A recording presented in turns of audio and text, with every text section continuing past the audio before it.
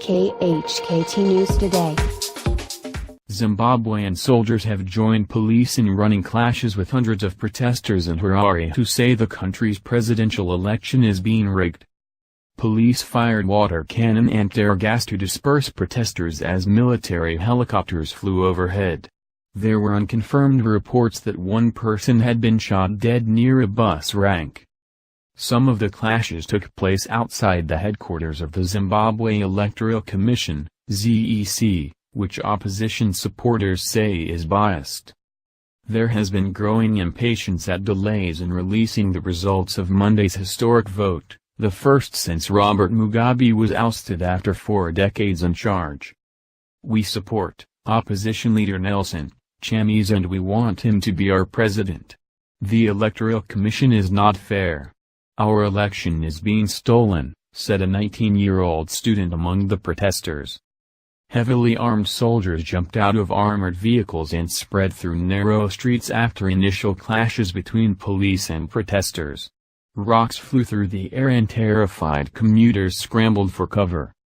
"This is all the government's fault," said Abigail Ngamlo, a 29-year-old nurse. "We are on our knees with the economic situation. People are so angry. The election figures they are producing are fake. Where there are 500 people at a polling station, they are saying 5,000. Soldiers were seen beating people with sticks as much of the center of the Zimbabwean capital, an opposition stronghold, was shut down during the afternoon. Alex Chamisa, 30, an unemployed graduate, said, "They are desperate. They have rigged the election. It is a big robbery." On Wednesday morning, election monitors called for votes to be counted in an open and timely way, as the opposition stepped up complaints that it would be denied victory by fraud.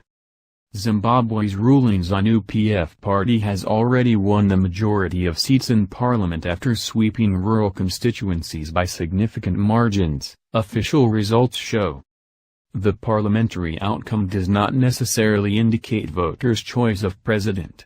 The result in the presidential vote, contested by the ZANU-PF president, Emmerson Mnangagwa, and Chamisa of the opposition Movement for Democratic Change, is due by 4th of August, but expected sooner. Monitors have been warning of possible violence if the results are contested. Elmer Brock, the head of the first EU monitors to be allowed into Zimbabwe for 16 years, said the elections were a critical test of the country's ability to reform. Brock praised an opening up of political space but said the government had failed to ensure a level playing field, accusing the ZEC of being biased. He called on the ZEC to make detailed results public to ensure the credibility of the election given earlier shortcomings. Other monitors also expressed concerns as the count went into a third day. "Election day is only a snapshot of a long electoral process," said the U.S. Congresswoman Karen Bass, one of the monitors deployed jointly by the U.S. International Republican Institute and National Democratic Institute. "It is vital to see the electoral process to its conclusion, and it is still too early to make an assessment on the nature of these elections." The latest results announced by the ZEC showed ZANU-PF had won a 2/3 majority in the 210-seat lower house, which would allow it to change the constitution at will. Chamisa's MDC won 60 seats. Analysts blamed divisions within the opposition for the low tally. Chamisa said in a tweet on Wednesday morning that the ZEC seeks to release results to buy time and reverse the people's presidential election victory. He added, "The strategy is meant to prepare Zimbabwe mentally to accept fake presidential results. We've more votes than Mnangagwa. We won the popular vote and will defend it." The election pitted Chamisa, 40, a lawyer and pastor whose only experience of power was a stint as a minister in a coalition government several years ago, against Mnangagwa, 75, a longtime Mugabe aide. Chamisa said on Tuesday that he was winning resoundingly, a claim repeated by senior officials over the course of the day. The Interior Minister, Robert Mugabe, said the government was concerned by high levels of incitement to violence, by certain individuals and some political leaders who have declared themselves winners. If no candidate wins more than half of the votes in the presidential election, there will be a runoff in 5 weeks. Negotiations to form a coalition government are another possibility. The two presidential candidates represent dramatically different ideologies and political styles, as well as generations.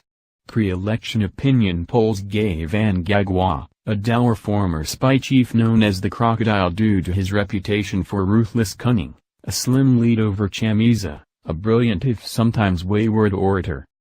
Support for ZANU-PF has historically been deepest in rural areas, particularly the party's Mashonaland heartland, where more than two-thirds of Zimbabwe's 17 million people live.